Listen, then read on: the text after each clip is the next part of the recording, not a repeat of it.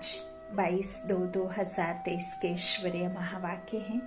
आज के मुरली में मीठे बाबा ने कहा, मीठे बच्चे, तुम्हें ज्ञान की सक्रीन मिली है। सक्रीन की वह बूंद है मन मना भव। बाबा ने जो सक्रीन की बूंद दी है हम बच्चों के लिए, वो मन से मुझ बाप को याद कर, यही खुराक सबको खिलाते रहो। याद करो और याद कराओ, वर्षे को और बाप को, और बेपरवाह बादशाह बन जाओ। प्रश्न है मुरली का, सच्ची सच्ची खुश खैराफत कौन सी है? तुम्हें सबकी कौन सी रूहानी खातरी करनी है? उत्तर में बाबा ने कहा, हर एक को बाप का परिचय देना, यही है सच्ची सच्ची खुश खैराफत। तुम श्रीमत पर सबको खुशी की खुराक खिलाते रहो। बेहद के बाप द्वारा जीवन मुक्ति की खुराक जो तुम्हें मिली है वह सबको देते चलो। अतीन्द्रिय सुख में रह सबको ज्ञान योग की फर्स्ट क्लास खुराक खिलाना, यही सबसे अच्छी रूहानी खातरी है। ओम शांति। ज्ञान का तीसरा नेत्र देने वाला रूहानी बाप बैठ रूहानी बच्चों को समझाते हैं। ये सुनती है, वो समझाता है ब्रह्मा तन के द्वारा, और हम इन कर्मेंद्रियों के सहारे द्वारा सुनते हैं। तो यही याद रखना है कि हम शरीर से नहीं, आत्मा इन ऑर्गन्स के द्वारा सुनती है, कहती है ना। बाबा कहते इस तरह ज्ञान का तीसरा नेत्र सिवाय बाप की और कोई दे नहीं सकता। अभी तुम बच्चों को ज्ञान का तीसरा नेत्र मिला है। अभी तुम जानते हो कि यह पुरानी दुनिया बदलने वाली है। बेचारे मनुष्य नहीं जानते कि कौन बदलाने वाला है और कैसे बदलाते हैं, क्योंकि उन्हों को ज्ञान का तीसरा नेत्र ही नहीं है। तुम बच्चों को अभी ज्ञान का तीसरा नेत्र मिला है। बाबा कहते जिससे तुम सृष्टि के आदि मध्यांत को जान गए हो। यह है ज्ञान की सक्रीन। ज्ञान की सक्रीन। सक्रीन का एक बूंद भी कितना मीठा होता है। ज्ञान का भी एक ही अक्षर है, मन मना भव। सभी से कितना मीठा है। ऊंचते ऊंच बाप, ऊंचते ऊंच ज्ञान, ऊंचते ऊंच प्राप्ति, और ऊंचते ऊंच प्राप्ति के साथ साथ डबल सरताज है ना, और ऊंचते ऊंच बाप की पालना। और इतना मीठा कि संसार में कोई दूसरा हो ना सके। तो इस तरह बाबा कहते हैं सक्रीन का एक बूंद भी कितना मीठा। और सक्रीन क्या है? मन मना भव। ज्ञान का भी एक ही अक्षर है, मन मना भव। सभी से कितना मीठा। अपने को आत्मा समझ और बाप को याद करो। बाप शांति धाम और सुख धाम का रास्ता बता रहे हैं। बाप आए हैं बच्चों को स्वर्ग का वर्षा देने, तो बच्चों को कितनी खुशी रहनी चाहिए। कहते भी हैं जैसी खुराक नहीं है जो सदैव खुशी मौज में रहते हैं। खुशी जैसी कोई खुराक नहीं है जो सदैव खुशी मौज में रहते हैं। उनके लिए वह जैसे खुराक होती है किस जन्म मौज में रहने की, यह जबरदस्त खुराक है। यह खुराक सदैव एक दो को खिलाते रहो। एक दो की जबरदस्त खातरी यह करनी है।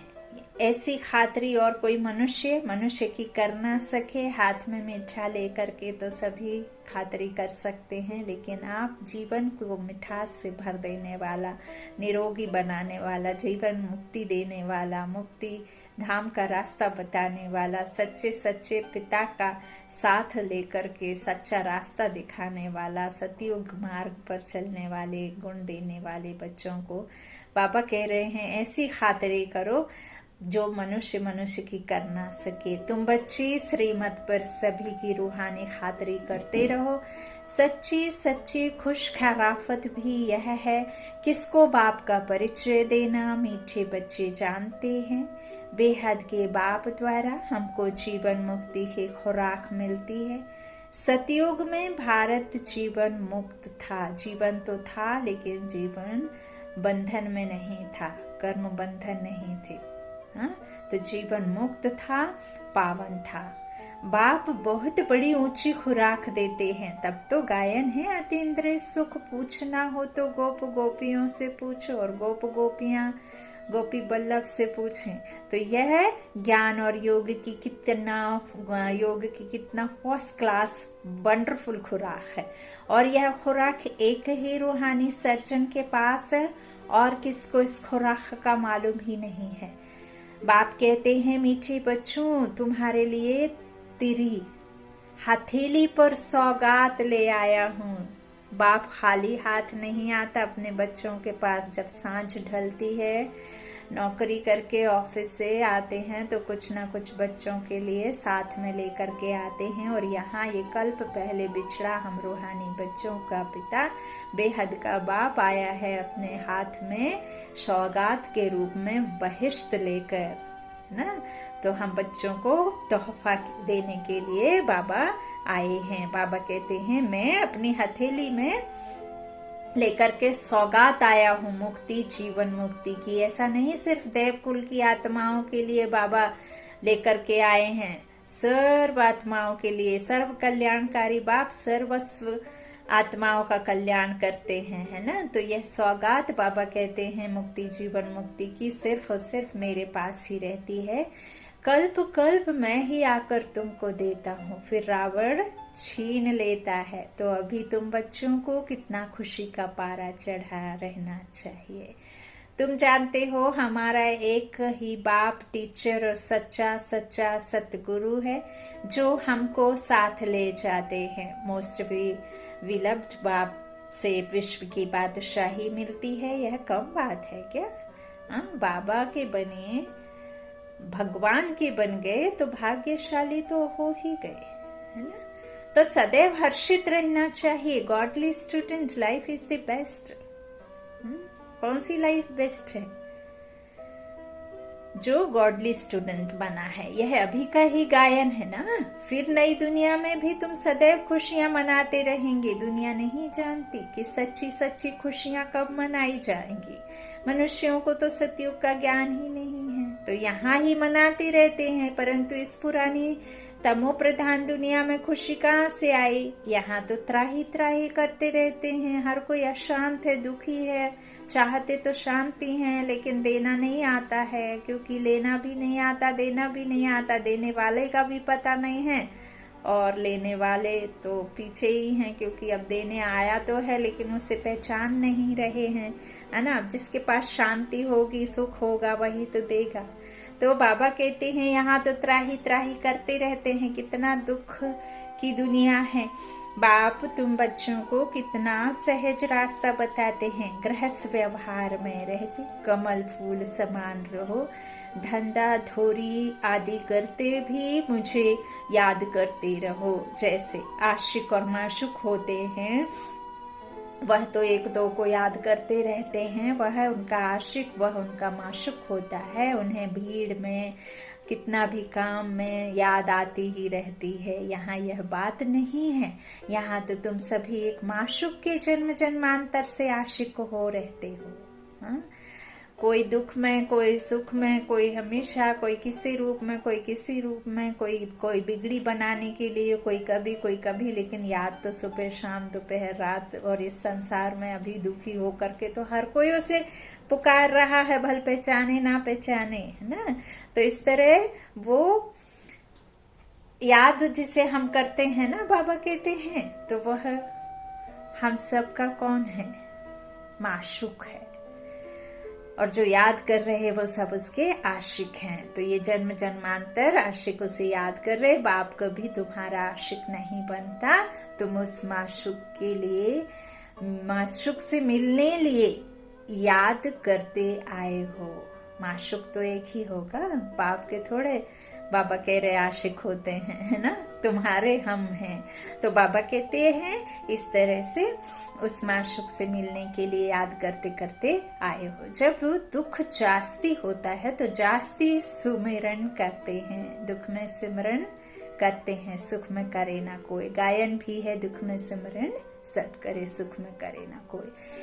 इस समय बाप भी सर्वशक्तिवान है, तो दिन प्रतिदिन माया भी सर्वशक्तिवान तमो प्रधान होती जाती है। इसलिए अब बाप कहते हैं मीठे बच्चे, देही अभिमानी बनो, अपने को आत्मा समझ मुझ बाप को याद करो और साथ साथ दैवी गुण भी धारण करो, तुम ऐसे लक्ष्मी नारायण बन जाएंगे। इस पढ़ाई में मुख्य बात ही है याद की, ऊंचते ऊंच बाप को बहुत प्यार स्नेह से याद करना चाहिए, दिल से याद करना है। दिलाराम बाप को दिल से याद करोगे तो दिलाराम बाप अपने दिल देगा।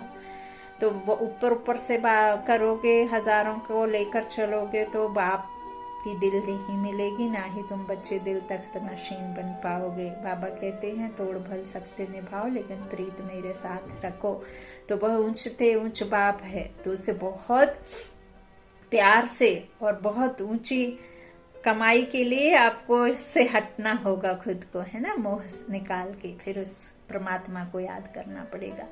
तो बाबा कहते वह ऊंचते ऊंच बाप ही नई दुनिया स्थापन करने वाला है। बाप कहते हैं मैं आया हूँ तुम बच्चों को विश्व का मालिक बनाने, इसलिए अब मुझे याद करो तो तुम्हारे अनेक जन्मों के पाप कट जाएं। पतित पावन बाप कहते हैं तुम बहुत पतित बन गए हो, इसलिए अब तुम मुझे याद करो तो तुम पावन बन और पावन दुनिया का मालिक बन जाएंगे। पतित पावन बाप को ही बुलाते हैं ना, अब बाप आए हैं तो जरूर पावन बनना पड़े। पाप दुख हरता सुख करता, बरोबर सतयुग में दुख हरता सुख करता है। बरोबर सतयुग में पावन दुनिया थी तो सभी सुखी थे। अब बाप फिर से कहते हैं बच्चे शांति धाम और सुख धाम को याद करते रहो, दुख धाम को भूल जाओ, अभी है संगम युग। कि भैया तुमको इस पार से उस पार ले जाते हैं, नैया कोई एक नहीं, सारी दुनिया जैसे एक बड़ा जहाज है, उस जहाज पर बैठे हुए हम सब आत्माएं क्या हैं, दुखी आत्माएं हैं, तो उनको पार ले जाते हैं कौन, परमात्मा। तो तुम मीठे बच्चों को कितनी खुशियां होनी चाहिए, तुम्हारे लिए तो सदैव खुशी ही खुशी है। बेहद का बाप हमको पढ़ा रहे हैं, वाह, यह तो कब ना सुना ना पढ़ा। भगवान वच में तुम रूहानी बच्चों को राजयोग सिखा रहा हूँ, तो पूरी रीति सीखना चाहिए, धारणा करनी चाहिए, पूरी रीति पढ़ना चाहिए। पढ़ाई में नंबरवार तो सदैव होते ही हैं, अपने को देखना चाहिए, मैं उत्तम हूँ, मध्यम हूँ व कनिष्ठ हूँ। बाप कहते हैं अपने को देखो मैं उच्च पद पाने के लायक हूँ, रूहानी सर्विस करता हूँ, क्योंकि बाप कहते हैं बच्चे सर्विसेबल बनो, फॉलो करो। मैं आया ही हूँ सर्विस के लिए, रोज सर्विस करता हूँ, इसलिए ही तो यह रथ लिया है। इनका रथ बीमार पड़ जाता है तो भी मैं इनमें बैठ मुरली लिखता हूँ। देखो बाबा कहते हैं मुख से तो बोल नहीं सकते, तो मैं लिख देता हूँ ताकि बच्चों के लिए मुरली मिस ना हो। तो मैं भी सर्विस पर हूँ ना, जब खुद भगवान सर्विस पर है तो क्या करना चाहिए, सर्विस पर लग जाना चाहिए। बाबा कहते हैं यह है रूहानी सर्विस, तुम भी बाप की सर्विस में लग जाओ। बाप को फायदा नहीं, फायदा तुमको ही होना। ऐसे नहीं कि बाबा ने कहा है इसीलिए लगे हैं, नहीं। बाबा कहते बच्चे जो तुम करोगे वही तुम पाओगे, है ना। तो इस तरह विश्व के मालिक बनने के लिए सर्विस में लग जाओ, on God fatherly service, on God fatherly service शुरू करो। बाप ही तुमको सारे विश्व का मालिक बनाने आए हैं। जो अच्छा पुरुषार्थ करते हैं उनको महावीर कहा जाता है। देखा जाता है कौन महावीर है, जो बाबा के डायरेक्शन पर चलते हैं। बाप का फरमान है अपने को आत्मा समझ भाई भाई देखो, इस शरीर को भूल जाओ। बाबा भी शरीर को नहीं देखते हैं, बाप कहते हैं मैं आत्माओं को देखता हूँ। बाकी यह तो ज्ञान है कि आत्मा शरीर बिगर बोल नहीं सकती। मैं भी इस शरीर में आया हूँ, लोन लिया है, उधार कहो लीज पर कहो, है ना। शरीर के साथ ही आत्मा पढ़ सकती है। बाबा की बैठक यहाँ है, कहाँ, ब्रह्मा की प्रकृति के बीच में। तो बाबा कहते हैं यह है अकाल तख्त। आत्मा अकाल मूर्त है। आत्मा का कोई काल नहीं है। आत्मा का छोटी बड़ी नहीं होती है। शरीर छोटा बड़ा होता है। जो भी आत्माएं हैं उन सभी का तख्त यह भ्रकुटी का बीच है और यहाँ ही विराजमान होती है। ऐसा नहीं कि ये शरीर छोड़ेगी तो हाथ में अगले जन्म में आ जाएगी, हाथ में नहीं, यहाँ ही आकर बैठती है क्योंकि यही उसका अकाल तख्त है आत्मा का। बाबा कहते हैं फिर मुझे भी यहाँ आकर के ब्रह्मा की भ्रकुटी के बगल में, ब्रह्मा के साथ कंबाइंड आत्मा होकर नहीं, इस बगल में बाजू में बैठते हैं। तो बाबा कहते इस तरह से सभी का तख्त यही है। शरीर तो सभी के भिन्न भिन्न होते हैं। किसको अकाल तख्त पुरुष का है, किसका अकाल तख्त स्त्री का है, किसका अकाल तख्त बच्चे का है। बाप बैठ बच्चों को रूहानी ड्रिल सिखलाते हैं। जब कोई से बात करो तो पहले अपने को आत्मा समझो। हम आत्मा फलाने भाई से बात करते हैं, बाप का पैगाम देते हैं कि शिव बाबा को याद करो। याद से ही जंग उतरती है।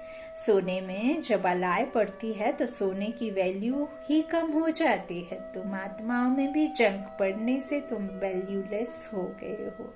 अब फिर पावन बनना है तुम आत्माओं को। अब ज्ञान का तीसरा नेत्र मिला है, उस नेत्र से अपने भाइयों को देखो।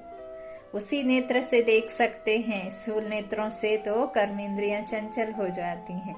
तो भाई भाई को देखने से कर्मेंद्रियां कब चंचल नहीं होंगी, यदि आप उस ज्ञान चक्षु से देखेंगे तो।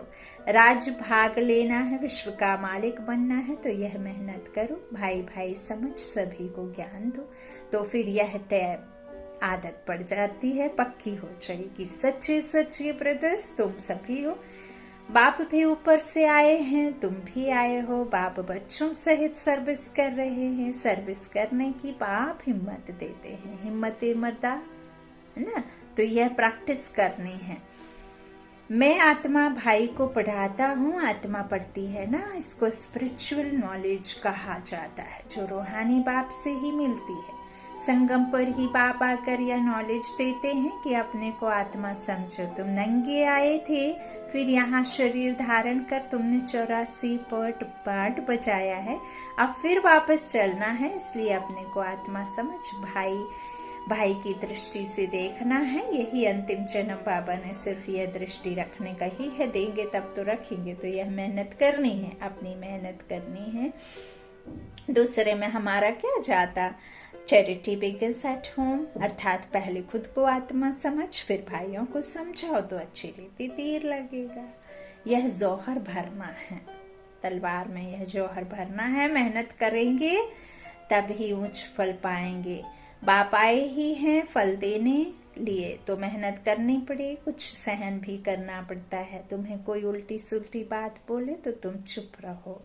तुम चुप रहेंगे तो फिर दूसरा क्या करेगा। ताली तो 2 हाथ से बजती है, एक ने मुख की ताली बजाई, दूसरा चुप कर दे तो वह आप ही चुप हो जाएंगे। ताली से, ताली बजने से आवाज हो जाता है।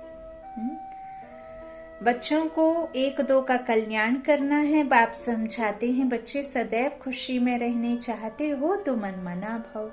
अपने को आत्मा समझ, मुझ बाप को याद करो। भाइयों आत्माओं तरफ देखो। प्रकृति के बीच विराजमान मैं आत्मा भाई आत्मा से बात कर रही हूँ।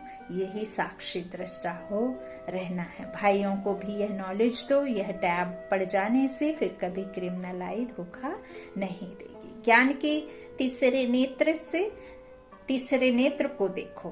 बाबा भी तुम्हारी आत्मा को ही देखते हैं। कोशिश यह करनी है सदैव आत्मा को ही देखें, शरीर को देखें ही नहीं। योग कराते हो तो भी अपने को आत्मा समझ भाइयों को देखते रहें तो सर्विस अच्छी होगी। बाबा यहाँ लिख रहे हैं कि आत्मा भाई को देखो। बाबा यहाँ आजकल की दुनिया में तो सबसे पहले लोग जूते, चप्पल, पर्स, कपड़े, बाल उनकी सुंदरता, स्थूल तन की सुंदरता को देखने में पड़े हुए हैं। बाबा देखो कितना नॉलेज दे रहे हैं, तो इसमें कितना पुरुषार्थ और कितनी मेहनत लगेगी, तब हम सिर्फ यहाँ देख पाएंगे। तो मेहनत है ना। समय बहुत तीव्रता से जा रहा है। यही आत्मिक बल ही आगे चल सभी के काम आने वाला है। दुआओं का बाबा कहते हैं दुआएं ही साथ रहेंगी। आने वाले समय में धन पैसा बहुत रहेगा, स्थूल धन से आप कोई अनाज पानी खरीदने का साहस रखेंगे भी तो भी आपको नहीं मिलेगा। ऐसे समय में मैं बाप ही तुम बच्चों से वादा करता हूँ कि दाल रोटी से पूरा जरूर करूँगा। तो इसीलिए बाबा की बात पर अमल करेंगे, मानेंगे, तभी तो फिर मिलेगा। तो बाबा क्या कह रहे हैं, शरीर को देखे ही नहीं, योग कराते हो तो भी अपने को आत्मा समझ भाइयों को देखते रहेंगे तो सर्विस अच्छी होगी। बाबा ने कहा है भाइयों को समझाओ, भाई सभी बाप से वर्षा लेते हैं। यह रूहानी नॉलेज एक ही बार तुम ब्राह्मण बच्चों को मिलती है। तुम ब्राह्मण हो फिर देवता बनने वाले हो। इस संगम युग को थोड़े ही छोड़ेंगे, नहीं तो पार कैसे जाएंगे। कूदेंगे थोड़े ही, कूदेंगे तो क्या होगा, हड्डी मांस टूट जाएगा, सब हड्डियां बिखर जाएंगी। यह वंडरफुल संगम युग है। तो बच्चों को रूहानी यात्रा पर रहने की टैब आदत डालनी है। तुम्हारे ही फायदे की बात है। बाप की शिक्षा भाइयों को देनी है। बाप कहते हैं मैं तुम आत्माओं को ज्ञान दे रहा हूँ, आत्मा को ही देखता हूँ। मनुष्य मनुष्य से बात करेगा तो उनके मुंह को देखेगा ना। तुम आत्मा से बात करते हो तो आत्मा को ही देखना है। भल शरीर द्वारा ज्ञान देते हो परंतु इसमें शरीर का भान तोड़ना होता है। तुम्हारी आत्मा समझती है, परमात्मा बाप हमको ज्ञान दे रहे हैं। बाप भी कहते हैं आत्माओं को देखता हूँ। अब बाप तो शरीर देखेगा ही नहीं, देख ही नहीं सकता क्योंकि उनको तो है ही नहीं, तो उनको तो वो भासना ही नहीं है। अब हमको तो पड़ गई है तो हम वैसे बन गए हैं, अब हमें वो प्रैक्टिस करनी है ना, जो बाबा कहते हैं, जिससे फिर सुखी जीवन होगा। तो परमात्मा बाप को देख रहे हैं। बाबा कहते मैं तो आत्माओं को ही देखता हूँ। आत्माएं भी कहती हैं हम परमात्मा बाप को मन बुद्धि से देख रहे हैं, उनसे नॉलेज ले रहे हैं। इसको कहा जाता है स्पिरिचुअल ज्ञान की लेन देन। आत्मा की आत्मा के साथ, आत्मा में ही ज्ञान है, आत्मा को ही ज्ञान देना है। यह जैसे जौहर है, तुम्हारे ज्ञान में यह जौहर भर जाएगा तो किसको भी समझाने से झट तीर लग जाएगा। बाप कहते हैं प्रैक्टिस करके देखो तीर लगता है या नहीं। यह नई टैब आदत डालनी है तो फिर शरीर का भान निकल जाएगा। माया के तूफान कम आएंगे, बुरे संकल्प नहीं आएंगे, क्रिमिनल आई भी नहीं रहेगी। हम आत्मा ने 84 का चक्र लगाया, अब नाटक पूरा होता है। अब बाबा की याद में रहना है।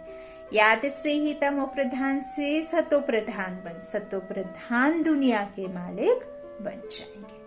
कितना सहज है। बाप जानते हैं बच्चों को यह शिक्षा देना भी मेरा पाठ है।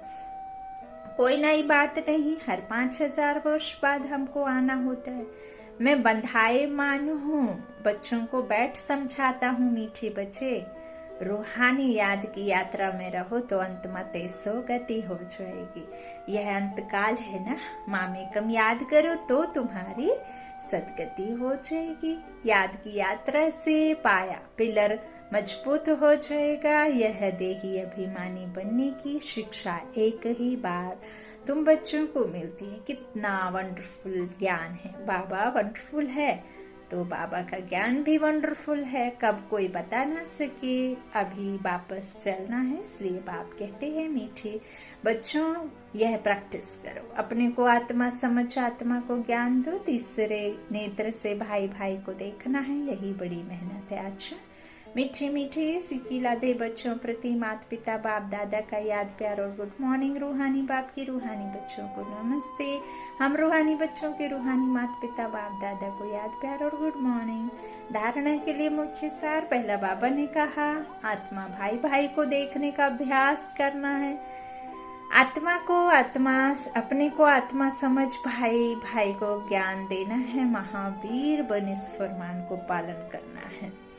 दूसरा, तुम्हें कोई उल्टी सुल्टी बात बोले तो तुम चुप रहो। ताली 2 हाथ से बजती है, एक ने मुख की ताली बजाई, दूसरा चुप कर दे तो वह आप ही चुप हो जाएंगे, है ना।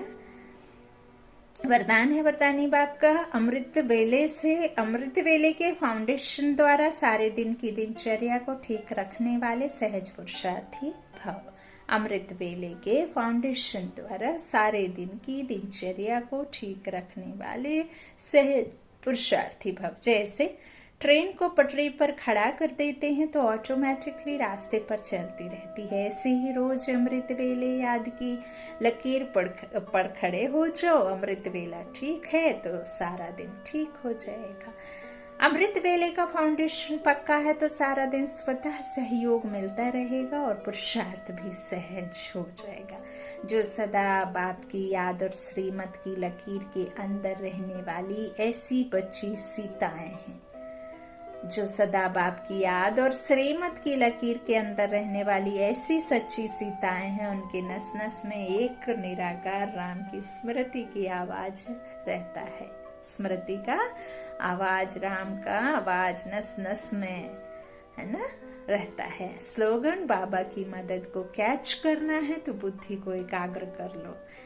बाबा की मदद को कैच करना है तो बुद्धि को एकाग्र कर लो। एकाग्र अर्थात थॉटलेस नहीं, श्रेष्ठ समर्थी में रहना। बाबा के संकल्पों में, बाबा के महावाक्यों का मनन चिंतन करते रहना है ना। अच्छा, ओम शांति। शुक्रिया शुक्रिया बाबा, शुक्रिया।